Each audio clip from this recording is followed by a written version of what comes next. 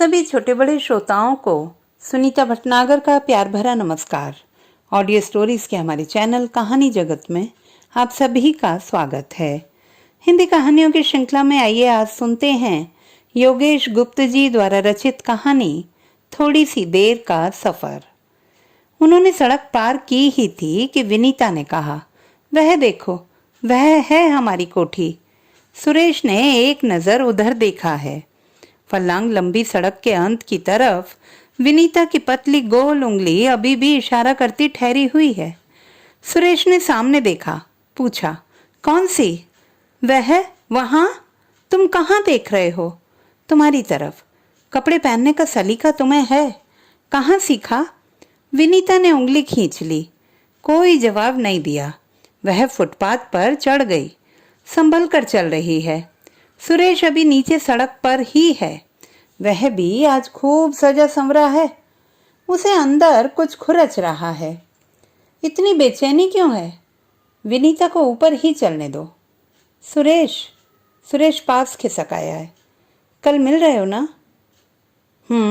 उसने कहा। क्या सोच रहे हो? मैं? यूं ही, आज तुम बहुत खूबसूरत लग रही हो। झूठ। सुरेश ने न विनीता का झूठ सुना है, न उसके चेहरे पर आते जाते रंग देखे हैं। वह इधर उधर देख रहा है। क्या कोठियों की कतार है। हर कोठी के बाहर लॉन है। उनमें पेड़ खड़े हैं, छोटे और कटे छटे। कुछ में पौधे उग रहे हैं, कुछ में पौधे बोए जा रहे हैं। माली बो रहा है। कुछ उखड़े पौधों को वह उखाड़ भी रहा है। 10 मिनट में विनीता का घर आ जाएगा।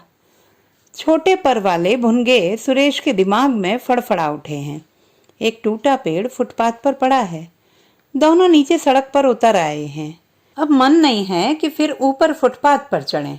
दोनों एक दूसरे से कुछ कहना चाह रहे हैं, पता नहीं किस बारे में। सुरेश बोलते क्यों नहीं कुछ? अचानक सुरेश ने कहा, इस मकान को देखते ही मुझे डर लगने लगता है। क्यों? कितना शानदार है, पर हर समय बंद रहता है। आंधी तूफान में ऊपर की खिड़की कभी कभी खुलती है। कोई पेड़ नीचे गिरा हो तो नया नया सा लगता है। डराता है। तुम्हें मालूम नहीं इसमें कोई नहीं रहता? क्यों? क्यों क्या? यहाँ कोई नहीं रहता। बस बहुत से मकान इसी तरह खाली पड़े रहते हैं। वे डराते नहीं क्या? कोई झगड़ा होगा? हो सकता है, पर है मकान शानदार। सुरेश ने हाथ पैर फैलाकर अंगड़ाई तोड़ी है। फिर पहले से सुस्त चाल से चलने लगा है। विनीता ने भी कदम छोटे कर लिए हैं। वह पहले से अधिक मोहक लग रही है। तुम्हें यह मकान पसंद है? कैसा गहरा भूरा रंग है, जैसे किसी ने दीवारों पर पिघला कर ऊब चिपका दी हो।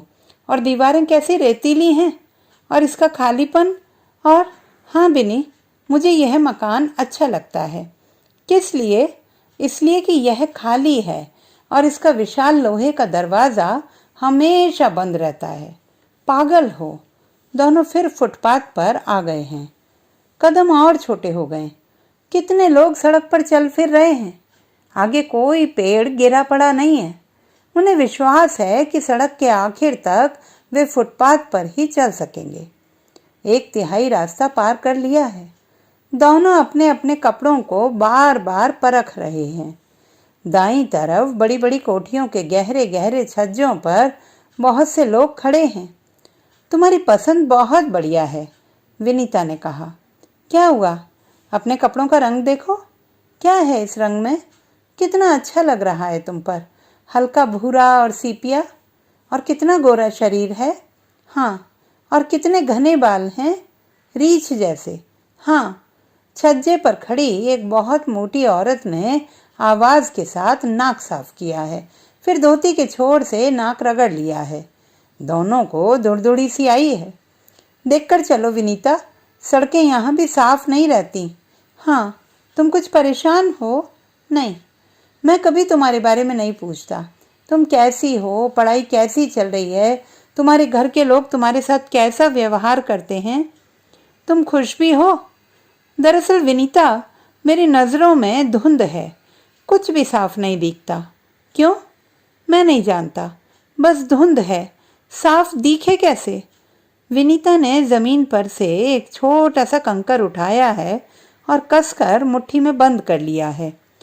विनीता, बहुत बार मैंने सोचा मुझे तुम्हारी तारीफ करनी चाहिए, तुम्हारा स्वभाव, तुम्हारी चतुराई, तुम्हारी शालीनता, पर पर पर क्या?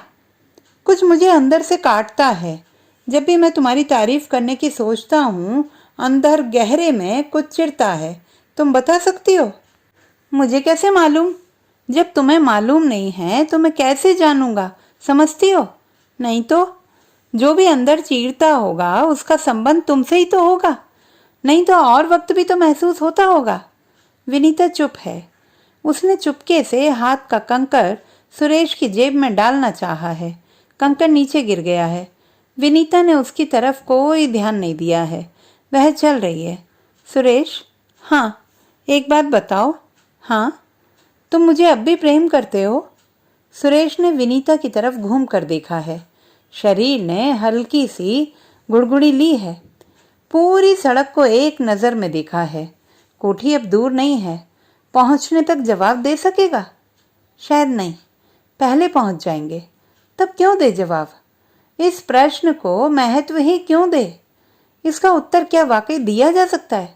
और ये भी कोई सवाल है? पर कुछ तो कहना चाहिए ना। और उसने कहा, विनीता, मैं भ्रम में हूँ। मैं नहीं जानता कि मैं क्या हूँ। मैं बंदी हूँ। मैं सोचने को बाध्य हूँ। अपने कमरे में होता हूँ।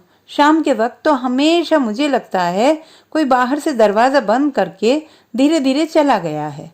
सच, मैंने इस स्थिति को सच मान लिया है। यह नहीं है कि अंधेरे से मैं बाहर नहीं आना चाहता, पर दरअसल चाहकर भी कुछ नहीं कर पाता। यह शायद मैं दीवारों की तरफ से रास्ता ढूंढता हूँ। और मैं तुम्हें बताऊंगा विनीता, कमरे में होता हूँ ना, तब भी मुझे कमरा खाली ही लगता है। एकदम खाली, शून्य से भरा कमरा, जिसे कोई बाहर से बंद कर गया है। इस वक्त भी। तुम मुझे डरा रहे हो सुरेश। नहीं, सही स्थिति बता रहा हूँ। मैं मानता हूँ यह स्वस्थ स्थिति नहीं है, इसीलिए बता रहा हूँ। दमा होता, टीवी या कैंसर होता तो शायद ना भी बताता। पर यह, विनीता, मैं बीमार हूँ। तुम्हें वहम है, झूठ को सच मान रहे हो सकता है। क्या हो सकता है? बात से क्यों बच रहे हो? नहीं नहीं नहीं, तुम्हें बताना होगा। क्या? कि यह वहम है। यह वहम नहीं है विनीता, यह सच है। यह नियति है। तुमने पूछा था तो मैंने बता दिया। मुझे अंधेरा प्रिय है। रोज सूरज डूबने के बाद ही मुझे अपने अस्तित्व का भास होता है। मेरे अंदर छिपा अतिथि शाम होने के बाद ही उभर कर सामने आता है। मैं चाहता हूँ दूर किसी कोने में दुबक जाऊं, पर अंधेरे में सैकड़ों आंखें मुझे देखती होती हैं और शायद यह अपराध बोध हो। तुमने कभी कोई अपराध? हाँ। क्या? अचानक सुरेश जोर से हंस पड़ा, ठहाका मारकर। बताओ ना। सुरेश हंसे जा रहा है जोर जोर से। पागल करके छोड़ोगे? बताओ ना। सुरेश ने हंसना बंद कर दिया है। अचानक बोला, तुम्हारी कोठी आ गई, यही है ना? तुम? झुंझलाकर विनीता ने उसका हाथ पकड़ लिया है। सुरेश ने आगे कहा है, चौकीदार ने गेट खोल दिया है। तुम्हारे अंदर आने की प्रतीक्षा कर रहा है, जिसे दोबारा बंद कर सके। तो तुम नहीं बताओगे? चौकीदार को अपनी ड्यूटी करने दो विनीता।